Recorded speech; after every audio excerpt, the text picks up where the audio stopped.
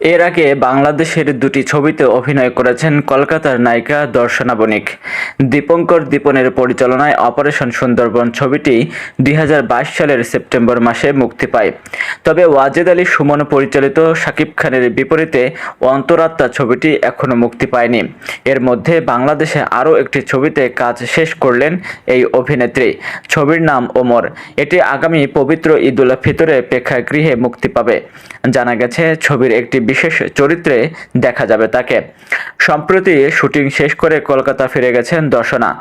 ছবিটি কাজের বিষয়ে গতকাল বৃহস্পতিবার রাতে কলকাতা থেকে হোয়াটসঅ্যাপে ছবির একটি বিশেষ চরিত্রে অভিনয় করেছি বলে স্বীকার করেন।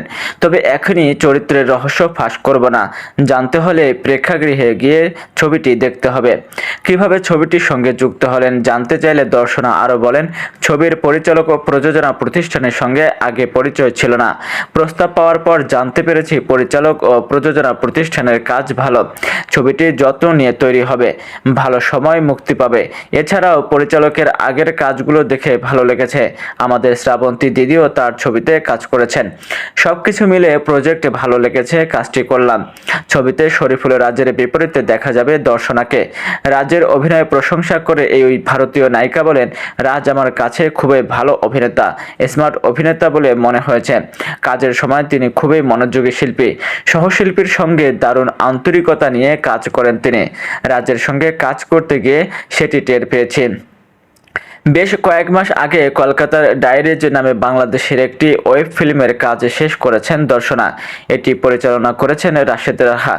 এটি ঈদ উল ফিতরের দেশীয় একটি ওটিটি প্ল্যাটফর্মে মুক্তি পাবে। বাংলাদেশের প্রযোজনা হলেও কলকাতা শহরের গল্প নিয়ে ওয়েব ফিল্মটি তৈরি হয়েছে। এ প্রসঙ্গে দর্শনা বলেন, পুরনো কলকাতার গল্প হলেও এটি একটি আধুনিক থ্রিলার গল্পের সিনেমা। সিনেমাটিতে একটি ফিল গুড ব্যাপার আছে। কাজ করে ভালো লেগেছে। আগামী ঈদে আমার বাংলাদেশের দুটি কন্টেন্ট মুক্তি পাচ্ছে, এটি আমার জন্য অনেক আনন্দের। যৌথভাবে ওয়েব ফিল্মটির চিত্রনাট্য ও সংলাপ লিখেছেন খায়রুল বাশার নির্ঝর ও রাশেদ রাহা। এতে আরও অভিনয় করেছেন বাংলাদেশের সিফাত আমিন, কলকাতার শ্রীলেখা মিত্র সহ অনেকে। মোহাম্মদ মোস্তফা কামাল রাজ পরিচালিত ছবিটিতে আরও অভিনয় করেছেন শহীদুজ্জামান সেলিম, ফজলুর রহমান বাবু, রোজি সিদ্দিকী, নাসিরুদ্দিন খান, ইরফান মৃধা, শিবলু, তানভীর প্রমুখ।